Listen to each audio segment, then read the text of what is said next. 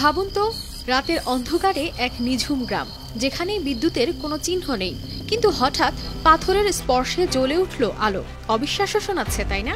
কিন্তু ঠিক এমনই এক অসাধারণ কাজ করে দেখিয়েছেন নাইজেরিয়ার কিশোর তোলানি ডেঞ্জার। কোনো বৈজ্ঞানিক গবেষণাগারে নয়, বরং নিজের গ্রামের ঘরেই এই অনন্য আবিষ্কার করেছেন তিনি।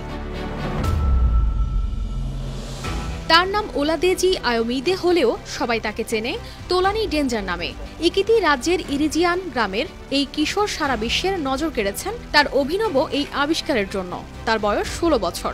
এত অল্প বয়সে পাথর থেকে বিদ্যুৎ আবিষ্কার করা অনেককেই অবাক করে দেয়। কিন্তু কিভাবে এমন অসম্ভবকে সম্ভব করলেন? 2023 সালের শুরুতে তিনি পাথর থেকে বিদ্যুৎ তৈরির গবেষণা শুরু করেন। তারপর এক পর্যায়ে নিজের সৃজনশীলতায় এবং কিছু সাধারণ উপাদান দিয়ে তিনি এমন এক পদ্ধতি আবিষ্কার করেন। তোলানির বাড়ির ভিতরে একটি ব্যাটারি রয়েছে, যা তারের মাধ্যমে ওই পাথরের সাথে যুক্ত। পাথরগুলোর শক্তি কমে গেলে আলোর ঝলকানিও নিভে যায়। আর তাই সবাইকে অবাক করে দিয়ে তোলানি বলেন,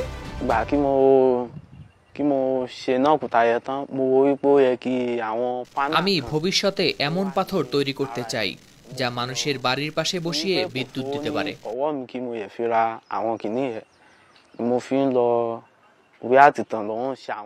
তোলানি আসলে একজন শখের ইলেকট্রিশিয়ান। স্কুল ছেড়ে এই কাজের প্রতি ভালোবাসা তাকে এতদূর নিয়ে এসেছে।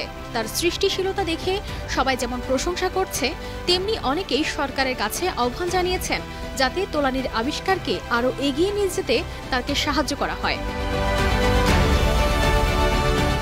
নাইজেরিয়ার মতো দেশ, যেখানে এখনও প্রায় কিছু অঞ্চল বিদ্যুৎহীন, সেখানে তোলানির মতো উদ্ভাবকরা যেন এক নতুন সম্ভাবনার বার্তা নিয়ে আসছেন।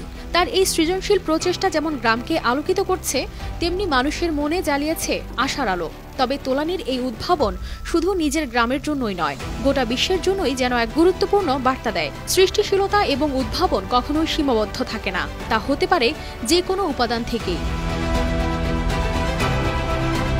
কানিস ফাতেমা শিমু, RTV।